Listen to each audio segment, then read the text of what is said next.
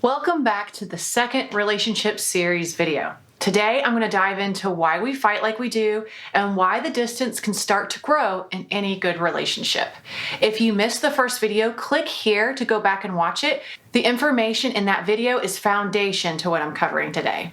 This will be a longer video because the why is not simple. Stick with me though. It will all come together at the end, and I'll give you a clear understanding of why we fight like this. The first point that we need to cover is we need each other. Attachment theory and the research of the polyvagal theory is showing us how the foundation to emotional and mental health is the ability to co-regulate with a safe partner. So let's unpack what co-regulation is. Co-regulation is a mother picking up a crying baby to comfort and nurture. It is a child that runs to their parent when they skin their knee. It is a 12-year-old that tells their parent that their friend hurt their feelings. It is a dating couple that holds each other quietly when a grandparent passes away. It's an adult child holding their parent's hand before surgery. Co-regulation does not make the painful situation stop. It can, however, calm the nerves and provide comfort in the storm. It helps us stand stronger when we face something hard. And research shows us that it even changes our perception of a problem from overwhelming to possible. We need each other to thrive. We're not an island, and it is actually a form of torture to put someone in complete isolation. If someone is becoming an island, there usually are painful reasons of why they are resulting to that. And it is a cycle that can lead to only more pain. And I'm not trying to say that people who live alone are unhappy. We can be connected to others without physically being together, but I'll go more into that in another video. The second point goes back all the way to birth. As infants, we're born absolutely helpless. If someone didn't care for us, we would literally die. So our first primal instinct is, will someone be there for me? When I cry, does someone come? When I'm hungry, am I fed? How we experience our world in our first months teaches us whether or not our world is safe, if it's predictable or unpredictable. Examples of this are seen in a condition called failure to thrive, which is when a baby is not held and not nurtured regularly, and then the baby dies without any clear medical reason. Another example is what we see when a child experiences neglect from inconsistent caregiving. We see this in homes where parents may be consumed with addiction. Here you can see the brain on the left is of normal development at age 3, while the brain on the right is a child's brain who has experienced severe neglect. You can see the impact. This is also why quarantine is so hard, and we've seen a clear rise in anxiety and depression since it started. So now, how does all of this relate to why we fight? The infant life or death instinct carries on into adulthood. As we grow older, we of course have the ability to take care of ourselves, but that instinct is still there. We're still watching and paying attention to our environment, assessing, is this a safe person for me? Can I share my secrets with them? Will they stand up for me in a fight? Will they criticize me the first chance that they get? This instinct matures with us, and now it's used to measure how close or far away we should be in a relationship. Remember that bully from school? You probably felt very uncomfortable being around them and wouldn't share a secret with them. Or do you remember meeting your best friend or your spouse? Just how natural and easy it was to talk openly and connect. This is our gut instinct at work.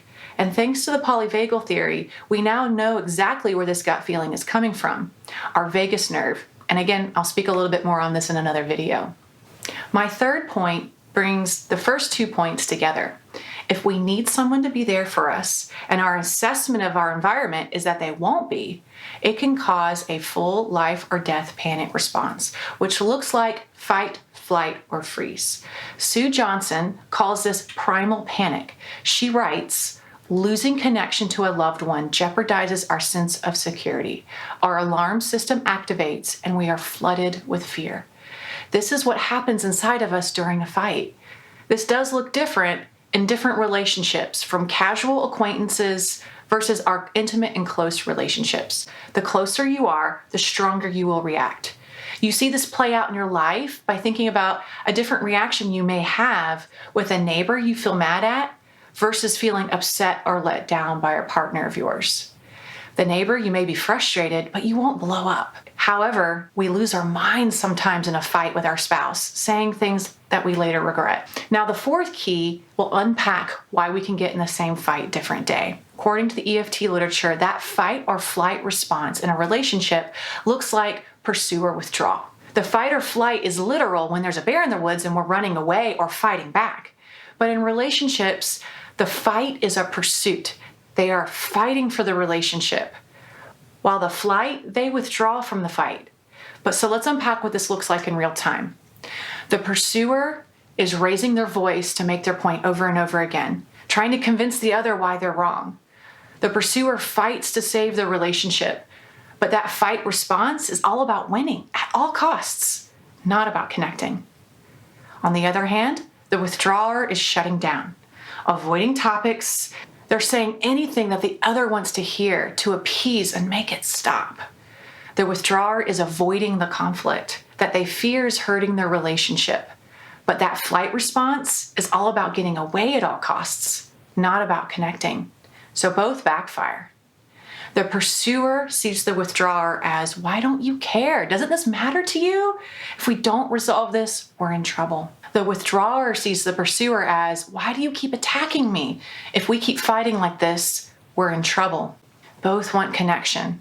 Both have a positive intention to protect the relationship, but they see the problem through different lenses. Everyone is guilty of both. No one is 100% one or the other. And which we do depends on the topic, relationship, and the situation we're in. So the fifth key is that the pursue and withdraw turns into a reoccurring cycle that creates the same fight, different day. We need each other, and when we're triggered by the fear of losing our connection, we respond by going into this fight or flight to manage the emotion. And according to EFT literature, this creates a cycle or a dance that almost every couple gets caught in. The good news is we can stop this cycle. I help couples do it every day for a living. First, we need to understand our own perception, our own emotion, and what triggers that emotion. It starts with us, our own why. In the next video, I'm going to go into a lot more detail about how to track your own cycle. I know it feels totally backwards, but if you think about it, the more someone reacts, the more it matters to them, the more they care. So the harder your wife pushes to make her point, raise her voice, or absolutely loses in a fight, the more you matter to her. Or the harder your husband shuts down, goes flat, says, the more you matter to him. Give me a couple that is screaming and withdrawing, and I can tell you there's a lot of hope because they're still feeling the pain of losing each other. It matters. It hurts. But a quiet couple, if they come into my office, they don't really have anything to fight about anymore. The pursuer isn't angry. The withdrawer has nothing to withdraw from. That means there's a lot more work to do to rebuild the trust and find each other again. So if you're fighting like crazy, there's hope. But if the fighting has stopped and gone cold, like a quiet indifference, oh no. Now to bring all of these points together, as a co-regulating species that needs each other to survive and thrive, the loss of connection is perceived as life or death. We then react to that life or death perception with an eruption of emotion as intended to protect and save the relationship, but usually backfires by triggering the same fears in the other, ultimately pushing them away. We co-regulate best together, but now we're far apart, which brings out the worst in us. That's why we lose it and say awful things to the people we love most. When the neighbor down the street, they get our socially appropriate, polite side. So this is important. The key to stopping this cycle is learning how to come together during times of stress. It's learning how to lean in when the emotion gets heavy. This is why some couples grow closer during times of stress while others fall apart.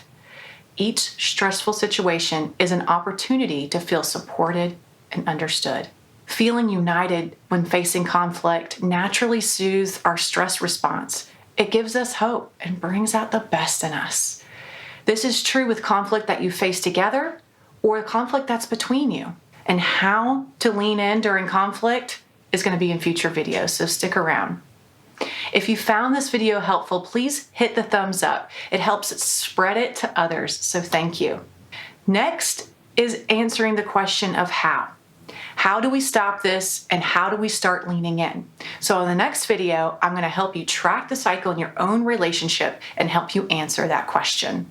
To get the conversation started, leave in the comments what your trigger is. What is that key thing that happens in a good conversation that takes it from okay to this won't go good? I'll go first. A trigger for me is a lack of response. Nothing. I say something important to me and I don't get any response back. This triggers me to think that they're not listening or they don't care, and I start to feel angry. I look forward to hearing from you because we all have triggers, let's just be honest.